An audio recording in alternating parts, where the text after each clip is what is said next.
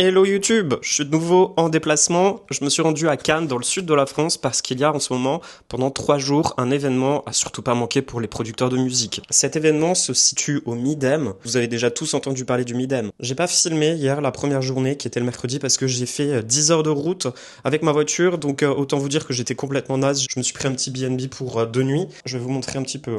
Ici, j'ai la porte d'entrée. Juste là, en fait, c'est le salon. Hop, ici j'ai le lit, tout est en bazar, on s'en fiche. Et là, j'ai la salle de bain. Alors c'est un tout petit B&B qui est vraiment sympa, qui est au 3e étage et qui est situé à peu près à 200 mètres du Palais des Congrès, donc du Midem de Cannes. Je vais vous montrer un petit peu le Palais des Congrès, peut-être quelques conférences, parce que j'ai des conférences qui peuvent être intéressantes là ce matin, même toute la journée. Donc je vais vous rapporter un petit peu les images. J'espère en tout cas que ça va vous faire plaisir pour les personnes qui ont déjà entendu parler de cet événement et qui se sont jamais rendues. Pour moi, c'est la première fois que je viens. Donc je fais mon boulot de créateur de contenu et en même temps de reporter, on va dire. Pour assister à cet événement, j'ai mon petit pass. Hop, pass professionnel de 3 jours, Anthony Canedo, avec mon petit QR code. Pour pouvoir passer et rentrer. C'est parti, je me prépare, je rebois un café. Je réponds à quelques mails parce que ici, je me suis installé un petit coin. Tout simplement pour travailler aussi, parce que j'ai du boulot à faire. Je suis ici en vacances pour 3 jours, mais j'ai aussi du boulot, donc ça c'est cool, c'est que je peux travailler à distance. Et j'ai pas mal de travail à terminer pour les prochains jours. Donc, dans ce genre d'événement, il y a un petit truc qui est assez pratique, c'est-à-dire que vous avez ici une application qui est le Midem. Ici, vous avez accès à tous les jours sur lesquels il y a des conférences. Donc le mercredi, le jeudi, le vendredi, et vous pouvez après choisir la conférence qui vous intéresse. Donc là, je suis jeudi. Ce qui est intéressant pour moi, en tout cas, c'est les métiers de la musique méconnus, mais qui recrutent, qui commencent à 10h30. J'en ai un autre qui est atelier, maîtriser sa présence en ligne, réseaux sociaux et stratégie pour les artistes. Ça, je le fais déjà. C'est tout pile dans ce que je fais moi professionnellement. Donc j'ai quand même envie d'aller voir ce qu'ils peuvent se raconter et ce qu'ils peuvent dire autour du sujet. Ensuite, il y en a une autre qui est intéressante, c'est Masterclass Sound Design et Identité Musicale qui commence à 14h30 et qui se termine à 15h30. Si je déroule un petit peu, je peux voir qu'il y a 3 personnes. Damien Quintard, le cofondateur de Studio Miraval. Il y a Bonjour Méo, aka Proof, compositeur, et Raphaël Dacruz. C'est intéressant parce que s'il y a justement une des 3 personnes qui m'a intéressé, qui m'a interpellé, j'ai juste à appuyer sur son petit profil et là je peux avoir beaucoup plus d'informations sur par exemple cette personne, de savoir qui est cette personne quoi. Donc on va voir tout ça après, je pense que ça peut être hyper intéressant. J'espère que la caméra a fait un bon focus et que vous pouvez lire. J'ai déjà pas mal de petits boulots à faire. Déjà, il faut que je réponde à des mails de collaboration commerciale. Ensuite, il faut que j'aille sur mon site internet. Et vous savez, j'ai des petites cartes de visite que je donne généralement. Et il y a quelques jours, j'ai refondé audiovideo.fr. Du coup, j'ai ajouté la section Qui suis-je ? Bonjour monsieur, un paiement de 949 € à la Fnac de Bruxelles ATT est en cours de débit sur votre compte. Mais j'ai jamais fait de commande ou d'achat à 949 € à la Fnac de Bruxelles surtout. Enfin bref, à mon avis ça doit être un spam. J'étais en train de vous dire, je vais rapprocher peut-être la caméra, je vous mets plus proche de moi. Lorsque je rencontre des personnes, généralement je leur donne ma petite carte de visite. C'est tout intéressant et ça va même beaucoup plus vite que de leur dire venez sur mes réseaux sociaux, etc. Des fois en fait les réseaux sociaux on s'en fiche. Il y a des personnes qui n'ont pas forcément accès aux réseaux sociaux ou qui ont accès mais qui sont pas à 100% dessus. La chose la plus intéressante c'est de leur donner une carte de visite avec un QR code dessus. Il faut absolument avoir une section de type EPK, Electronic Press Kit, ou un dossier de presse, ou qui va ramener sur vos plateformes de réseau social. J'ai pas ajouté ma section Qui suis-je dans mon QR code, parce que je l'ai refondé il y a quelques jours, donc je suis un petit peu à la bourre, donc je fais, page créateur, je me rends sur mes liens, et je vais donc ajouter une nouvelle section. Ajouter un lien externe. Miniature, je vais mettre une petite photo de moi, et des fois le mieux, c'est d'en mettre le moins possible. Et pour ceux qui ont envie de savoir comment est-ce que j'ai construit tout ça, donc avec mon site internet, mes pages, etc. Vous avez la formation qui se trouve vous allez sur audiovideo.fr et la formation artiste indépendant. Je vais vous montrer un petit peu. Ok, donc là je suis parfaitement bien. Vous voyez quand on clique par exemple sur mon petit QR code, c'est le lien que je mets généralement partout. C'est un lien que je peux après remodifier. Donc là vous voyez la fonction téléphone. On a accès à mon site internet. Ensuite dans les nouveautés, je mets la grille tarifaire pour les producteurs de musique. Ça c'est quelque chose que je viens de créer là récemment. Ensuite on a accès à mes réseaux sociaux, ma chaîne YouTube, ma page Instagram, Audio-vidéo, ma page Instagram FlashX, donc artiste indépendant, ma playlist Spotify démo à diffusion, mes formations, donc coaching visio, rythmique pro, artiste indépendant, le home studio, donc les instruments que j'ai dans mon home studio, et les plugins et les effets incontournables. Alors cela, il faudra que j'en rajoute encore d'autres. J'ai contact aussi, envoyez-moi un email, qui suis-je, et s'abonner à ma newsletter. C'est assez facile à faire, hein. Et même d'ailleurs, si on reclique tout en haut, hop, on peut avoir accès facilement à, par exemple, mon compte TikTok. Ça va automatiquement me rediriger sur mon compte TikTok. Oui, je suis aussi actif sur TikTok et je partage d'autres contenus que de la musique. Là, vous voyez, j'ai aussi partagé du contenu sur ma greffe capillaire. Regardez d'ailleurs cette vidéo-là, elle est... Le focus, cette vidéo-là est quasiment à 347 000 vues. C'est un truc de dingue en fait, TikTok, hein. Quand vous avez une vidéo qui commence à être virale, là par exemple j'ai une vidéo qui a fait 347 000 vues, qui me rapporte encore beaucoup de commentaires et de nouveaux abonnés. J+15 de ma greffe de cheveux, 14 000 vues, celle-là 17 400 vues, 27 700, enfin bref, en fait c'est monté un peu d'un coup quoi. Là je partage de la musique et puis je partage aussi d'autres trucs qui sont pas forcément sur mes plateformes, par exemple comme Instagram. Et bien sûr, sur TikTok, ajouter 3 vidéos en épinglé. La première pour moi c'est un projet que j'ai adoré, qui était...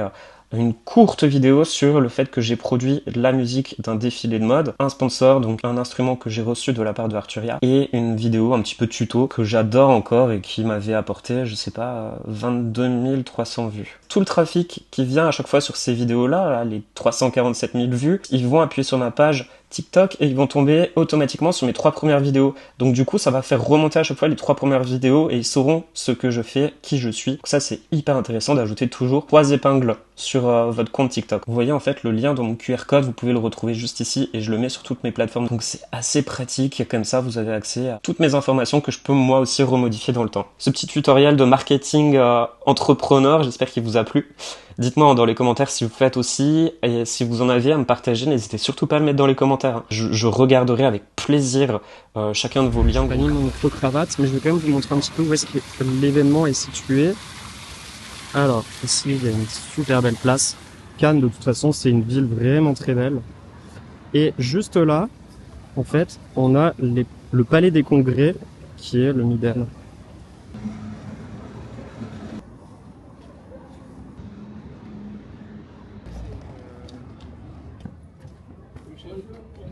C'est assez pratique ici, juste derrière mon pass, j'ai un plan.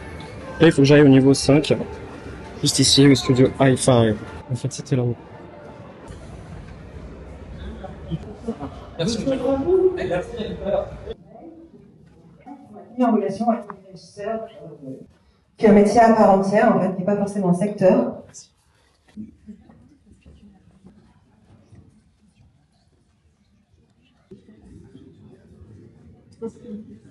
Et où on enseigne la musique et le théâtre.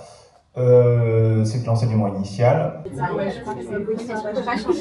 Pour qu'on comprenne bien le sujet dont on va parler, donc le sound design, où en fait on cherche un accident qui devient beau. Tu vois, c'est un peu ce truc-là. Pour le sound design, c'est un peu une plongée dans l'inconnu, dans le sens où à chaque fois on commence avec un brief qui est donné par un artiste, ou alors c'est sa propre idée, tu dois te dire comment est-ce que je vais arriver à ce que j'imagine le soir à 3h du mat'.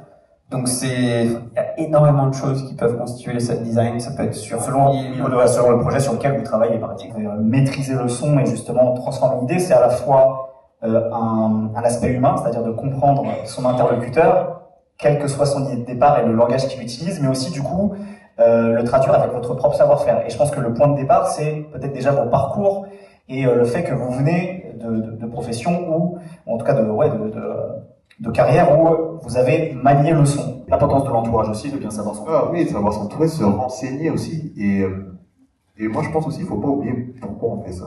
Est-ce que tu es vraiment passionné ou est-ce que tu veux juste des certifs? Ou est-ce que tu as vu que j'ai pris une grosse ASM ou tu veux prendre de l'argent? Pourquoi tu fais ça? Romain Pistel, bonjour. Je suis directeur de Ice Cream, un studio de design et de création d'expériences live. J'ai collaboré avec des artistes de musique électronique tels que David Guetta, Martha Garrix, Calvin Harris, Tiesto, Fisher, DJ Snake, Black Coffee, mais aussi des artistes en dehors. Un petit résumé modeste. Merci à toi d'être avec nous aujourd'hui. Et juste à ma droite, Guillaume Doubet. Salut Guillaume. Bonjour. Réalisateur, directeur artistique et producteur, tu as collaboré avec de nombreux artistes, notamment des artistes de la scène française comme NASA, Matt Pokora, Niska, Nino, Booba, Christine de Quit, Maraka, Sting, Rihanna pour la scène internationale.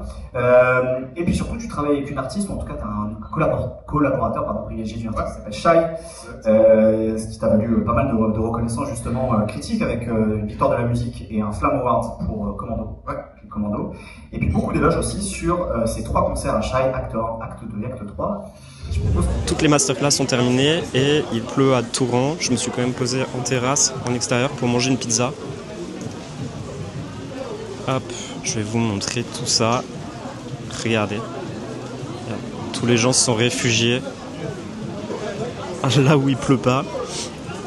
Donc je vais vous faire un débrief de cette première journée. Je vais vous le faire après, dès que je rentre à mon BNB. Je vous le fais en voix off, mais ça reste qu'entre nous. En fait, j'ai été intéressé, mais beaucoup par cette conférence. Sauf qu'en fait, cette conférence, elle était en anglais. Alors, c'est assez pratique parce qu'en fait, il y a des écrans qui nous permettent d'avoir une traduction automatique à côté. Sauf que celle-ci, c'était hyper compliqué à suivre parce que j'avais l'impression que les expressions changeaient tout le temps. Et à un moment, la télévision s'est arrêtée, la traduction aussi. Donc, tout le long, pendant quasiment 1 heure, j'ai absolument rien compris. J'avais qu'une envie, c'était partir. Sauf que je m'étais dit, peut-être qu'ils vont remettre la télévision. Sauf que lorsqu'ils l'ont remise, la télévision, elle était en anglais, elle était plus en français. Donc en fait, j'ai eu 1 minute de traduction française. C'est un petit partage de la French Riviera. Le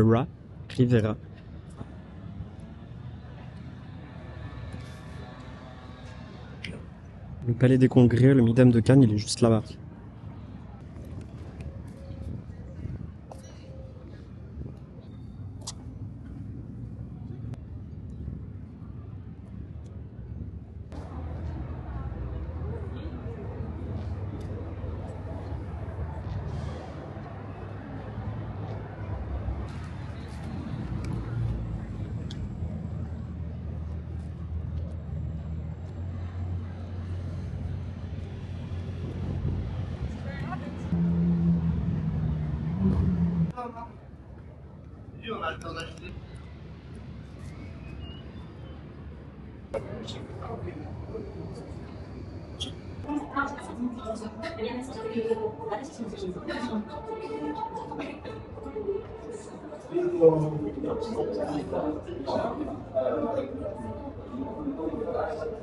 Michel Marseguera, je suis directeur des productions du groupe Rivage.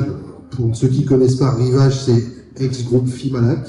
14 ans que je suis à la tête du service direction de production. Sinon, les derniers spectacles que nous avons montés, j'ai eu la chance de diriger plus récemment avec mes collègues à ma gauche la dernière tournée de Gims. J'ai commencé au plus bas. Enfin, il n'y a rien de bas dans ce métier parce que chaque personne est indispensable au bon fonctionnement d'un spectacle. Je m'appelle Julien Mérès et du coup, je fais de la direction artistique.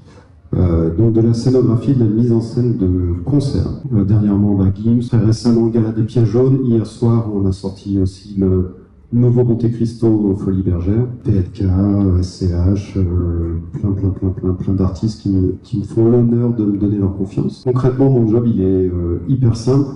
C'est de mettre en vie l'existence musicale d'un artiste. En termes de scénographie, donc tout ce que vous allez voir, que ce soit les décors, les effets de machinerie, des concepteurs vidéo avec des sociétés d'artifice, une narration à tout ça, et essayer de faire exister l'artiste avec une construction du point A au point B, donc tout au long du show, d'être en capacité de créer des moments de rendez-vous, des temps forts qui font que quand vous sortez du show, vous avez eu la sensation de vivre une expérience. Et j'ai commencé à 19 ans en étant sur une tournée complètement par hasard. Je ne savais même pas que ça existait, je ne savais même pas qu'il y avait tout un pan de notre vie culturelle avec des artistes qui se déplacent de ville en ville. Je m'appelle Victor Perrin, je suis éclairagiste et scénographe, cofondateur de la société Rainbow, que j'ai cofondé avec Samuel Chatin. J'ai travaillé aussi sur Gims avec C'est des personnes à ma droite, qui était un spectacle assez formidable. Sur Valve aussi, le dernier Valve. Mon travail, ça consiste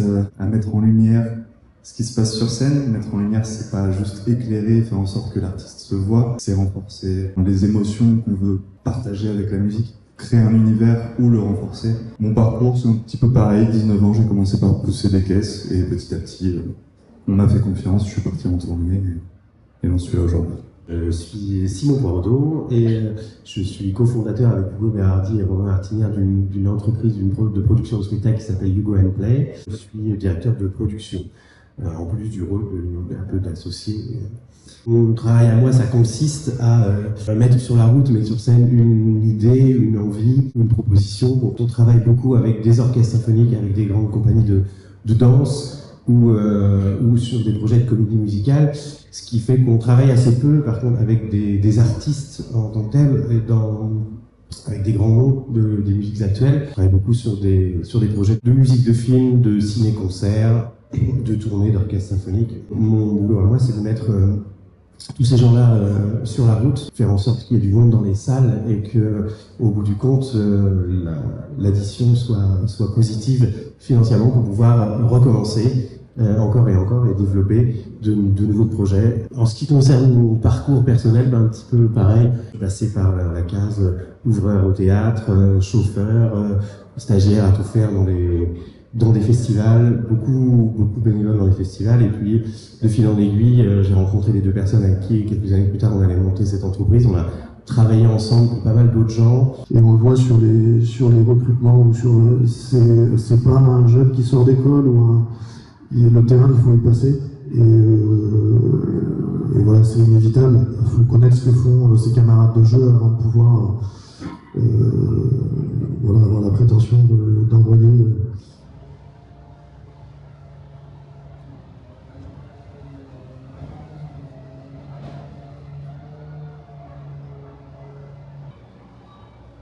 Attendez, je me suis arrêté. Le spot est magnifique. Il faut absolument que je vous montre. Alors, je crois que je suis à Théoul-sur-Mer, d'après ce que j'ai vu tout à l'heure. Et les amis qui vivent dans le sud, et vous avez des paysages magnifiques, je vous assure.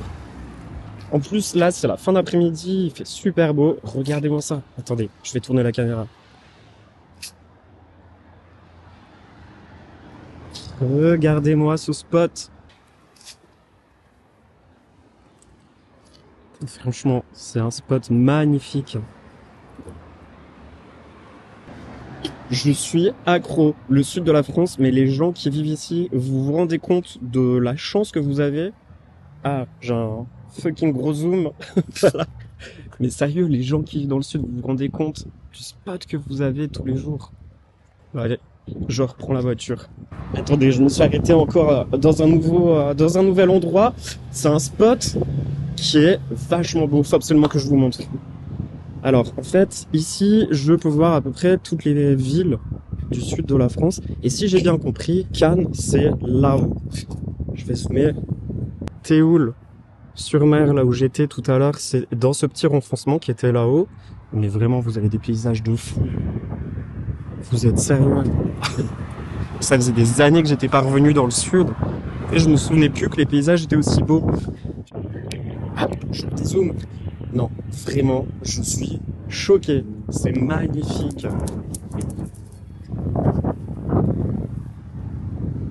Ça ferait une belle photo. J'ai oublié mon appareil photo dans la voiture. Attendez, je vais vous mettre de influenceur musique, je deviens influenceur voyage. J'ai mis une réduction de bruit du vent, alors j'espère que le son sera bon. J'ai envie quand même de faire un petit recap et de donner mon avis. Je sais que je donne pas souvent mon avis sur des événements comme celui-ci. Alors cette fois-ci, je suis allé de l'avant. J'ai décidé quand même de sortir ma caméra et de filmer cet événement parce que c'est aussi mon travail de créateur de contenu vidéo. Donc, je vais donner mon avis sur comment j'ai vécu l'événement. Je me suis fait plusieurs petits points, donc les points positifs, les points à améliorer et peut-être ce que j'aurais adoré aussi avoir et vivre dans cet événement. En ce qui est déjà des points positifs, pour moi, le lieu était magnifique. Le Palais des Congrès, le Midem de Cannes est vraiment très beau. Il était également très spacieux. Je ne me suis pas senti à l'étroit comme lorsque je suis allé au MAMA à Paris. Tous serrés les uns contre les autres. Là, c'était vraiment plus agréable. Il y avait même beaucoup moins de monde. Donc, j'ai trouvé que c'était beaucoup plus agréable pour s'installer. Les places étaient vraiment très cool aussi. En fait, c'est vraiment comme si on était dans des places de cinéma, donc c'était assez spacieux et j'ai apprécié. Ensuite, concernant la sécurité, pour moi c'était très bon, il y avait de la sécurité partout, autant sur l'entrée que lorsqu'on est rentré dans l'événement. Ensuite, lorsque j'étais à l'intérieur de l'événement, il y avait assez de personnel pour nous guider sur les endroits où on devait aller pour se rendre dans les conférences. J'ai trouvé aussi que les community managers étaient très réactifs.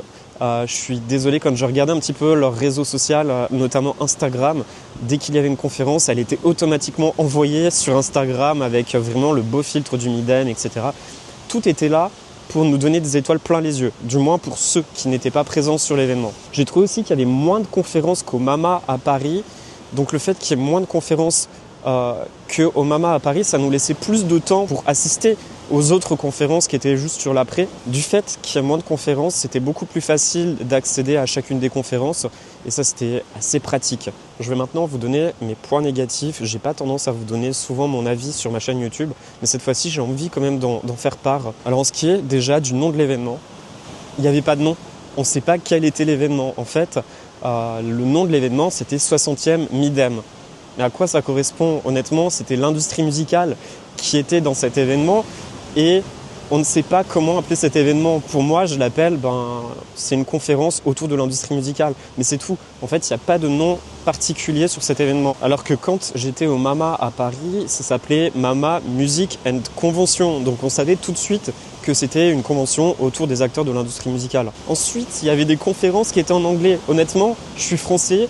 Je me déplace, j'ai fait entre 800 et 850 km pour venir à cet événement. Et finalement, je me suis retrouvé dans des conférences que j'attendais depuis super longtemps et qui finalement étaient en anglais. Donc je me suis dit, bon c'est pas grave, il y a quand même un écran qui me permettra de pouvoir avoir la traduction sur le côté. Sauf que lorsqu'il y a eu des problèmes de traduction, en fait ça faisait vite mal aux yeux. Et il y a eu même une convention auquel j'ai pu assister où l'événement, je ne voyais absolument rien et tout était coupé. Donc personne ne s'est rendu compte que l'écran de la traduction automatique français n'était plus en marche. Donc ce que j'ai vite fait, c'est que je suis allé sur mon téléphone, j'ai essayé de chercher un traducteur automatique que je pouvais peut-être essayer de mettre avec mes écouteurs et mes AirPods pour me traduire en automatique dans les oreilles. Et finalement, lorsqu'ils ont pu remettre la télévision, ils ne se sont pas rendus compte, c'est qu'on avait les deux écrans qui étaient en anglais à la place d'avoir un écran en anglais, un écran en français. Et la conférence se passait en anglais. Donc finalement, nous qui étions français à l'intérieur de cette conférence, on ne comprenait rien du tout. Et c'est vrai que ça m'a fait chier de ne rien comprendre à cette conférence qui était en anglais à 100%. Et je pense que j'ai pas été le seul. Pareil, il y avait des sponsors qui étaient présents sur l'événement, sauf que en fait, généralement, quand on va à des événements comme cela, il y a des sponsors avec des banderoles, des choses qui les représentent, où c'est écrit en français. Là, tout était écrit en anglais. Je ne sais même pas si les sponsors étaient francophones ou s'ils étaient anglophones. J'ai pu quand même aller discuter avec un sponsor, une personne qui était là pour vanter son produit.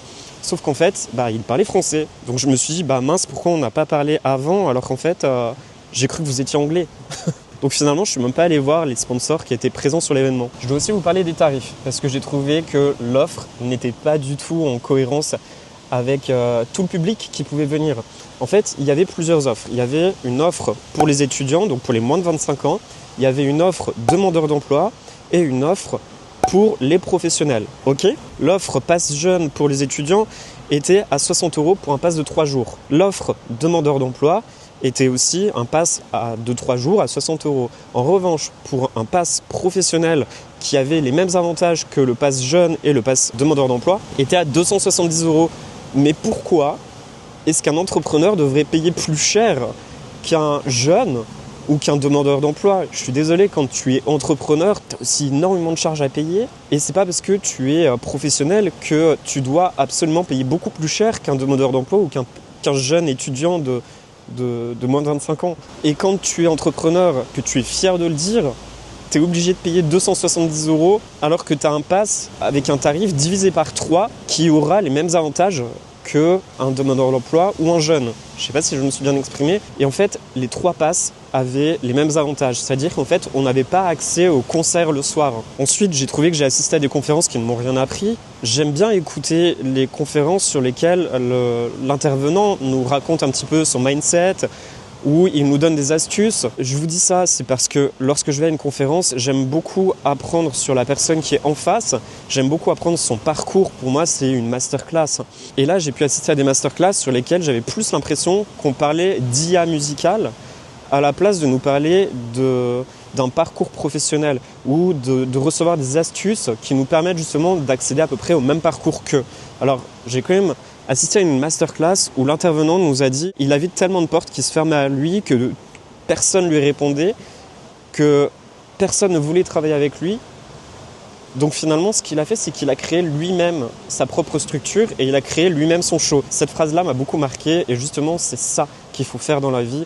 Lorsque vous avez des portes qui se ferment à vous, honnêtement, il faut avancer et se dire, en fait, personne veut de moi, c'est pas grave, je vais le faire moi-même, je vais le faire tout seul. Et j'ai carrément trouvé que la majorité des conférences sur lesquelles j'ai pu assister, on parlait d'IA. Alors ok, je suis complètement d'accord que l'IA dans la musique, ça fait peur à tout le monde, mais il y a un moment, il faut passer au-dessus. L'IA, ça peut être aussi un très bon outil de travail. Donc finalement, ça m'a pas inspiré et j'ai fait aucun réseautage. Ensuite, j'ai trouvé qu'à la fin des conférences, en fait, le timing était vraiment très court pour pouvoir aller échanger avec les intervenants. Du coup, je m'étais dit, peut-être que je le retrouverais un petit peu plus loin dans l'événement, au Palais des Congrès. Et finalement, en fait, les intervenants disparaissaient. Donc, je ne savais pas où est-ce qu'ils étaient. Je ne les retrouvais pas les jours d'après. Donc, finalement, je me suis rendu compte que j'ai fait environ entre 800 et 850 km pour assister à des conférences, peut-être essayer de faire du réseautage. Et finalement, j'ai eu aucun réseautage parce que les personnes qui m'intéressaient avaient complètement disparu.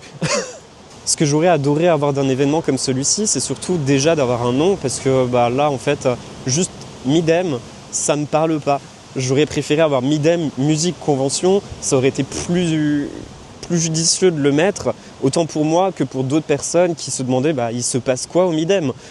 Donc j'aurais clairement adoré assister à des masterclass, des intervenants qui nous racontaient leur parcours, qui nous disaient exactement comment ils avaient fait, mais j'aurais adoré en avoir un peu plus. Ensuite, ce que j'aurais adoré aussi, c'est qu'il y ait une offre qui me permettrait d'avoir accès aux concerts, parce que là, je pense que tous les concerts étaient à payer en individuel, en séparé, alors que forcément, si tu prends un pass pro ou un pass demandeur d'emploi, t'as pas une offre qui te permet d'accéder au concert pour aller voir justement les artistes se produire dans l'événement où on est. J'aurais clairement adoré être mieux informé sur la thématique de l'événement, de savoir si c'est un événement sur l'industrie musicale, de savoir si c'est un événement qui est pour du réseautage entre artistes et labels ou éditeurs, de savoir si c'est un événement sur les artistes qui veulent justement se produire sur scène. En fait, ça rassemblait tout. Donc effectivement, il y a eu des conférences qui étaient en anglais et je me suis retrouvé à partir très rapidement. Dès que j'ai entendu que ça parlait 4 mots en anglais, je me suis dit j'ai pas envie de faire une traduction automatique dans ma tête, donc je suis vite parti, quoi. Donc voilà, je me suis surtout demandé quel était mon objectif d'être venu dans cet événement, de faire entre 800 et 850 km. Qu'est-ce que ça m'aurait apporté de plus de suivre un événement sur une vidéo YouTube avec un intervenant qui parle pendant 1 heure, qui m'aurait beaucoup plus inspiré que de venir ici, en bas, dans le sud de la France, sur la French Riviera, et d'assister à un événement où on a des intervenants qui viennent nous parler ou répondre à des questions pendant juste 1 heure.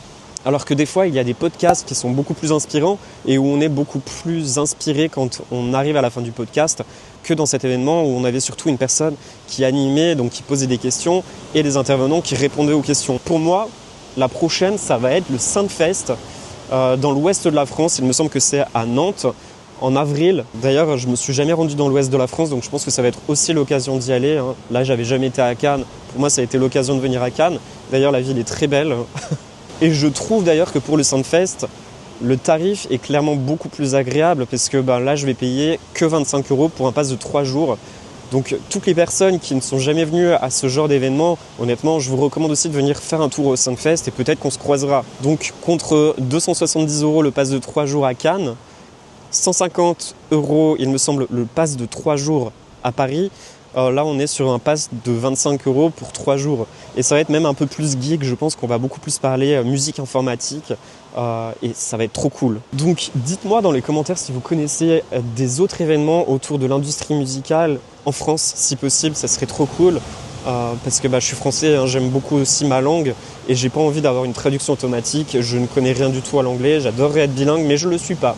Donc dites-moi dans les commentaires si vous connaissez d'autres événements dans le même style, que je puisse peut-être l'ajouter à ma prochaine liste de voyages.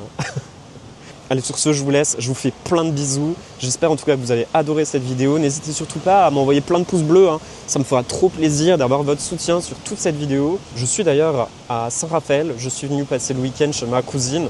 J'ai eu ma petite nièce qui s'est amusée à me faire les ongles tout roses. J'adore.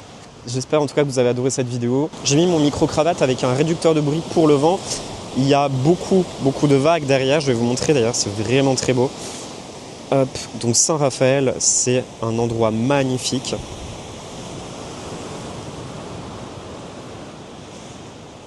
Ah, j'avais posé ma petite caméra là-haut. Donc vraiment, j'adore le sud de la France. Vous avez de très beaux endroits qui sont vraiment inspirants pour tous les artistes et pour toutes les personnes qui habitent ici. Aujourd'hui, il fait pas très beau, mais il fait pas froid non plus. Donc c'est vraiment agréable. Et quant à moi, je vous retrouve très bientôt dans une prochaine vidéo. C'était Anto. Ciao ciao.